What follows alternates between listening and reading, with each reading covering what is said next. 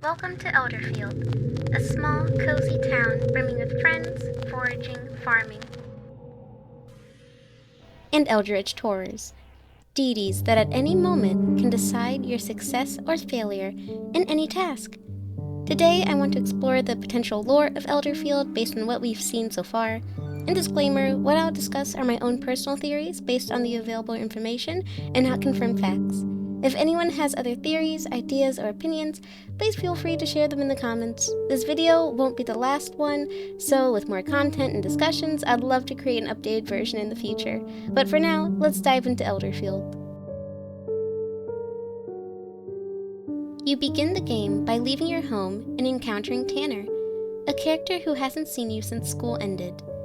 He advises you to visit the local farm if you need work, and then continues on his way. Taking his advice, you head to the farm and meet Farmer Hans, a giant Titan-like skeleton who's trapped in his own home due to his size. Farmer Hans reminisces about how the farm used to be and asks for your help in restoring it to its former glory, an endeavor you're more than willing to take on. From there, your adventure begins. You'll be cleansing ghost tentacles and farming typical crops like wheat, radishes, celery, worms, eyeballs, teeth, and more. But that's not all there is to do.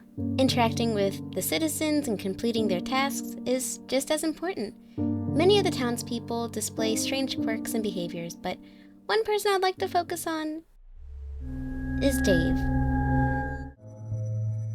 Dave is, well, possibly a cat who lives in a small house in town. However, evidence suggests he doesn't live alone. Right at his doorstep lays discarded shoes, broken furniture, a mysterious coin that provides blessings and curses, and, in the middle of his floor, a large hole with meowing coming from it. And a locked door off to the side. While we can't interact much with the hole after completing the quest for Dave, we learn he's trying to feed something inside. A being that could potentially be a god. Hidden in the basement of the apartments, you find a ghost guarding an ancient shrine. Before allowing you to interact with the shrine, the ghost insists you visit two effigies of unnamed elder deities, one in the mall and the other in the sewers. These effigies are tall, flayed-looking beings wrapped in chains with unidentifiable inscriptions. Intimidating as they are, these effigies provide blessings that can aid you. However, as we quickly learn, the gods are fickle, and even with good fortune, blessings often come with curses. More often than not, the curses seem to have greater impact than the blessings. This mechanic suggests a few things about the gods in this world. Since the effigies seemingly bestow blessings and curses at random, it can be assumed that the gods view the player and even the citizens as mere playthings, neither for nor against our survival. These gods might be seen as casual spectators. Yet a quote from Sam provides another perspective. She expresses her distaste for attending church on Sundays, feeling uncomfortable with the involvement of the elder gods. Taking her viewpoint into account, I hypothesize that not all gods have the same level of involvement in the world. Some may be indifferent, while others might engage directly with the town. There could even be gods that lie dormant until the right circumstances arise.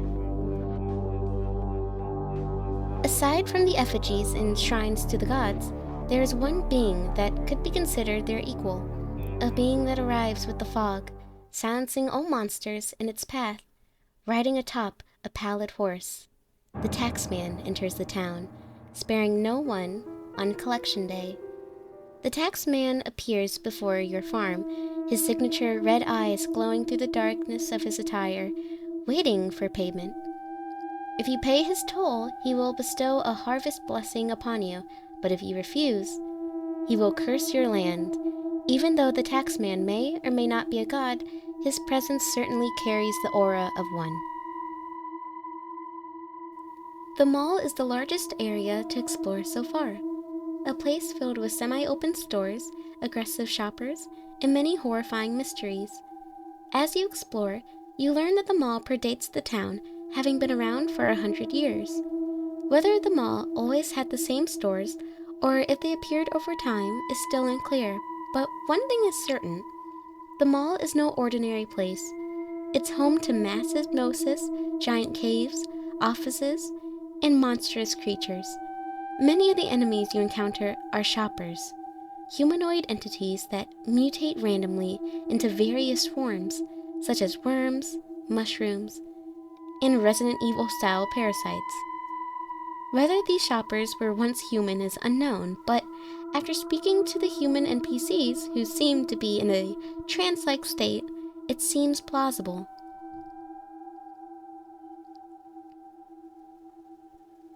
Deep within the mall lie two distinct areas: the back offices and the mines. The back offices conceal an eldritch horror known as the mall admin, who appears to be hard at work until you pull it away.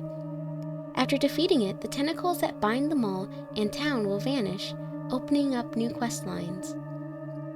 Behind the offices, there's a large hole that leads into the mines. On the first level, just beyond the entrance, the mall rat awaits. It warns you that the previous miners who ventured here never returned, a tale supported by a torn page from a journal we discover. The journal, written by Marcus Brown, the chief prospector of Elderfield Mining Commission, reveals his despair over his team's descent into madness. They couldn't stop digging deeper, and something at the bottom may be the cause of this insanity. As you progress deeper into the mines, you'll come across a locked door. Behind it lies the head of a giant entity, one that has been there for a long time.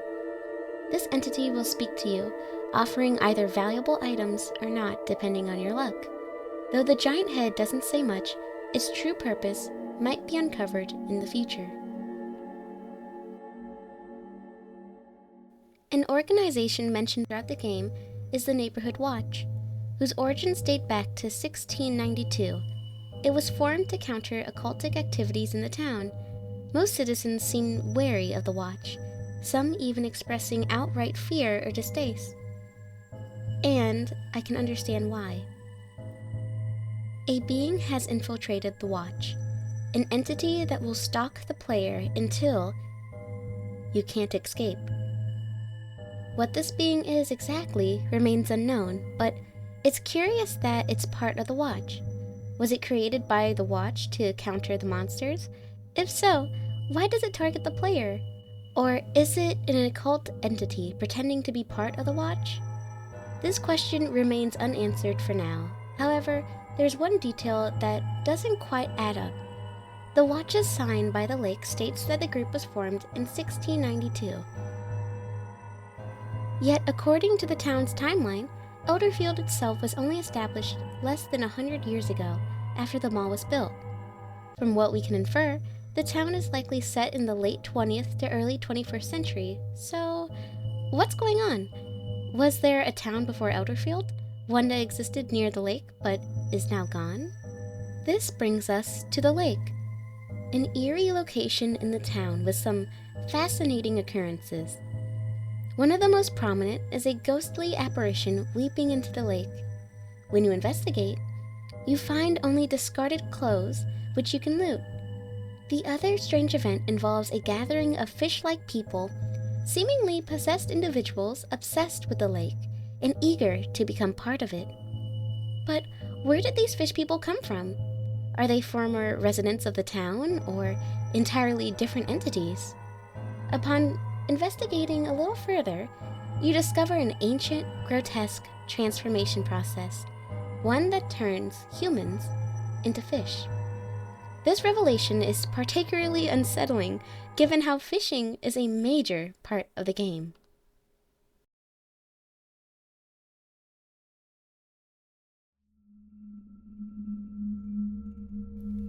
The Weather Channel is the local broadcaster, which has some interesting news to share.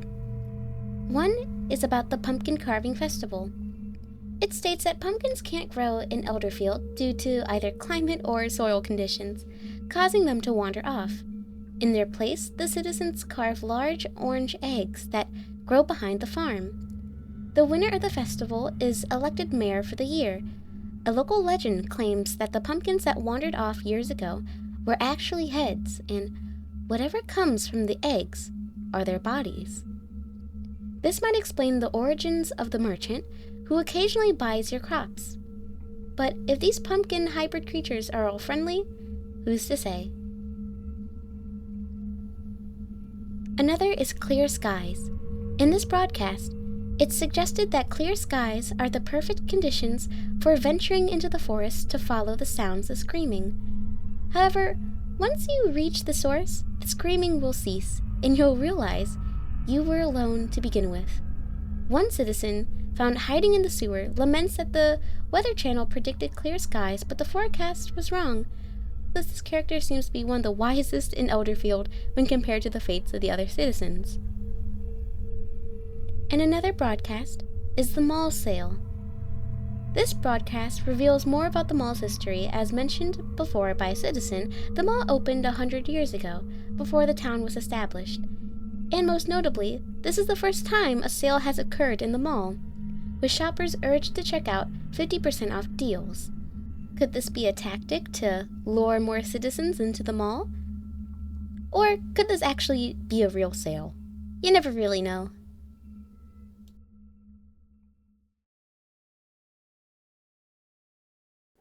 From what we know so far, it's clear that many gods inhabit this world, and each of them seems to have unique influences on the town. Horrific monsters roam freely, and while some townsfolk express discomfort, there's an unsettling sense of acceptance surrounding these creatures. Despite the existence of groups like the Neighborhood Watch, who actively patrol for these monsters, it appears that even they are a corrupt organization with questionable origins. The mall also raises questions. In my opinion, it seems to be the epicenter of the town's madness. Malls are a place where people gather, and the mall's outward appearance could serve as a lure for unsuspecting residents who come to shop only to find themselves trapped in its grasp. Its hypnotic pull is undeniable, yet the purpose behind it remains a mystery. Is the goal the same as Dave's? Luring people in to feed some hidden entity beneath the surface? Or is the mall, much like the gods of this world, fickle and indifferent to the consequences it imposes on the townfolk? Then there's the lake and the fish people. What are they doing, and why are the humans transforming into fish? Much like a Lovecraftian narrative, these questions may lie beyond human comprehension, remaining forever unsolved.